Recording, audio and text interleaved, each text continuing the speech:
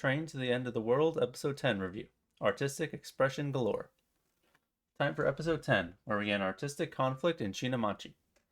We got a very funny and goofy episode this time, so this will likely be the last hurrah of truly jovial shenanigans before we get to our main destination of Ikebukuro next episode. We'll start out with the girls discussing the map from the Swamp Hermit and the 7G situation. With hindsight, it turns out the map was correct after all, even the first one that they received way back in episode 2. This could be fun for anyone who took serious looks at the map and tried to predict what they would run into. This could be fun to look back at on rewatch too. The scene gives us some nice bantering between the girls that is funny and sweet as well. Next, we meet Shizuru's dad when they stop the train from regressing to Shinamachi. He was gone for 2 whole years investigating the 7G situation. He is super funny, and I like how each of the girls bounced off his jokes and his goofy demeanor in different ways.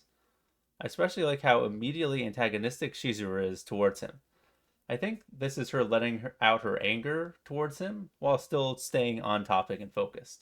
She does still care about him, as we see once they move onward, but it is understandable for her to be pissed that he's been gone this whole time with 3 measly letters that like a few words on them. She had faith that he wasn't dead, but I think we got to see a bit of the resentment come out in this first initial interaction.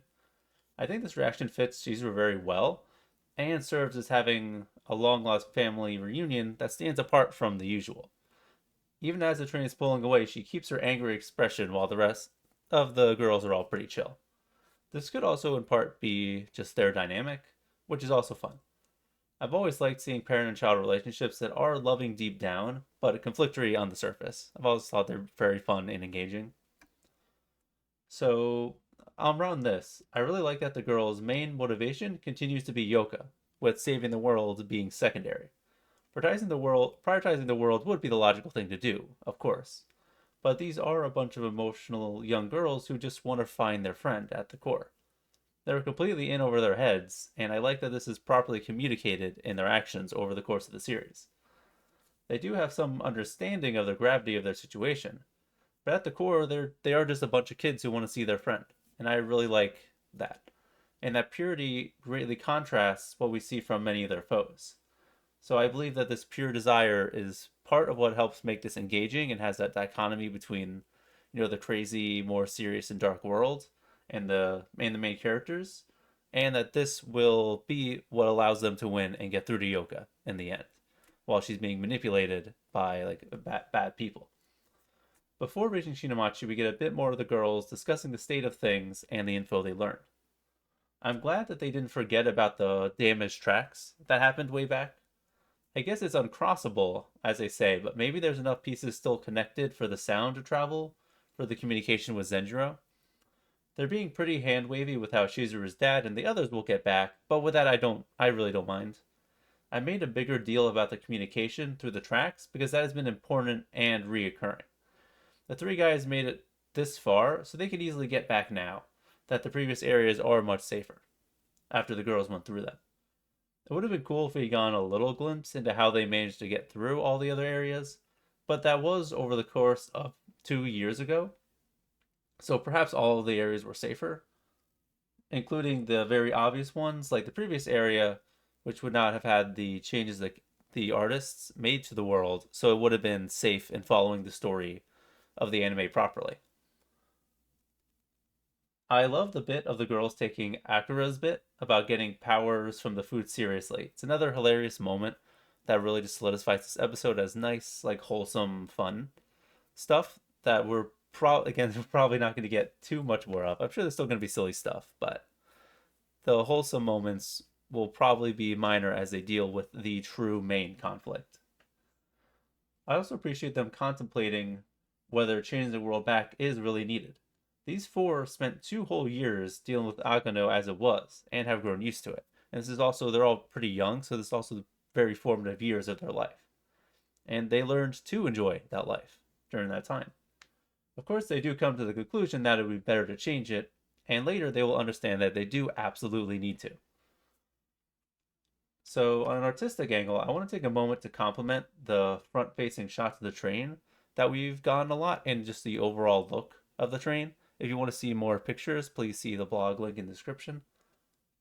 I've always really liked how the train looks and how those shots in particular look, especially in this episode when we get to see it in movement.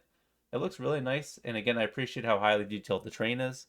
I'm not like a particular train enthusiast. I'm sure the train enthusiasts are really, I'm sure, enjoying this as well as the bits they're getting in Eurocamp and other stuff like that.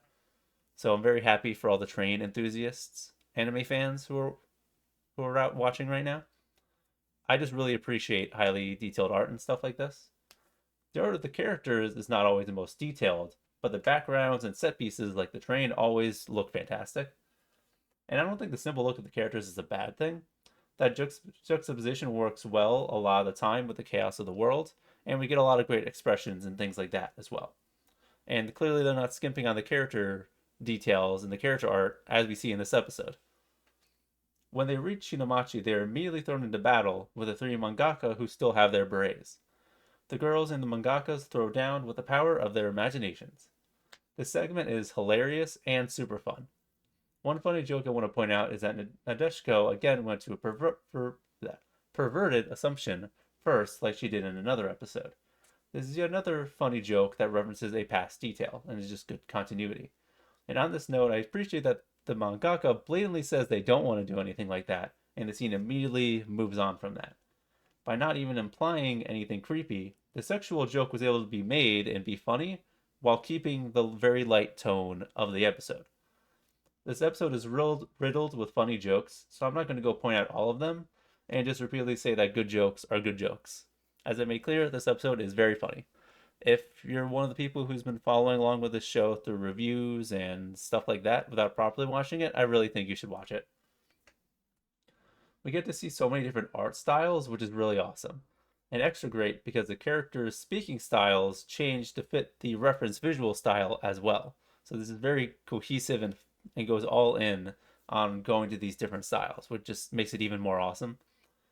Everyone gets a chance to use the beret, with everyone employing their favorite styles to do some damage to the villains.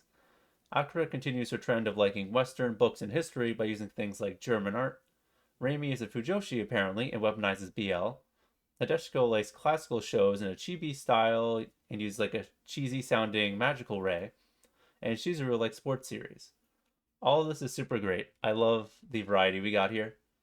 There's too many to show pictures with, so I highly recommend again watching the episode, especially if you're just watching it through reactions or stuff like this. Please watch it. With the mangakas defeated through the power of youthful imagination and creativity, we learn of how their situation came about. The theme of this episode is pretty simple, explained well by Akira, that artistic expression has no limits.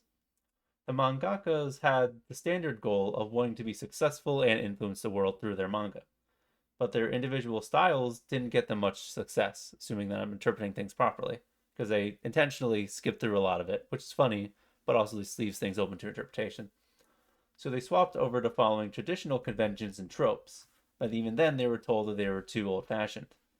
I assume this frustration led them to the power of the berets, which allowed them to push their personal styles on the others and effectively force them to accept it when they get transformed.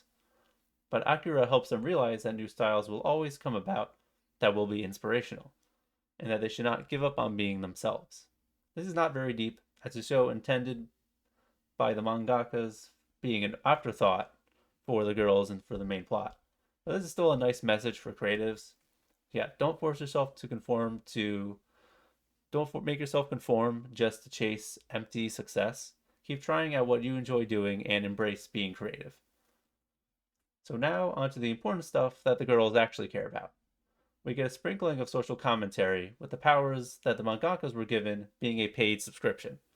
So this is poking fun obviously at the increasing amount of services that are subscriptions in the modern day. Wataru really commercialized 7G powers in the end of the world, and I was expecting something like this, so I'm glad that we got it. But not through magical berets. I was not expecting that. And a good question is how exactly these came about. They were given the berets by Yoka, Pantaro, and Pochi, quote unquote, directly. Unless they picked these up from somewhere in Ikebukuro, they were likely directly made by Yoka using her powers. With how weird her thought process seems to be based on the last episode, maybe she asked them what kind of power they would want. rather than coming up with it herself. And another new Yoka-related detail we get is that she apparently attended an astronomy learning lesson during the 7G period, so she still does have some memory of that dream she has. So I'm thinking that, again, lends more credence to the fact that that's going to be how this resolves, is that Shizuru has to realize her flaws with how she went about hearing about Yoka's dream and has to embrace it and encourage her to hold on to that dream. So this episode is definitely one of the funniest in the series, for me at least, and I absolutely loved it. I'm sure things are going to get much more serious in the last episode while still being goofy. So this is a very good reprieve. So now it's finally time for the gang to enter the last world and home of the final boss of Ikebukuro. And again, the art being really great. You can see it in the blog. The view of Ikebukuro that they show at the very end really is just so sick. The normalcy of the Shinamachi city over the foreboding and otherworldly look of Ikebukuro is awesome. And I've also got to mention that the artificial clouds moving away to reveal the next area after the bosses were defeated feels straight out of a video game. So this train is finally reaching the end of its journey, and I really can't wait to see how things go down in Ikebukuro. Thank you very much for listening.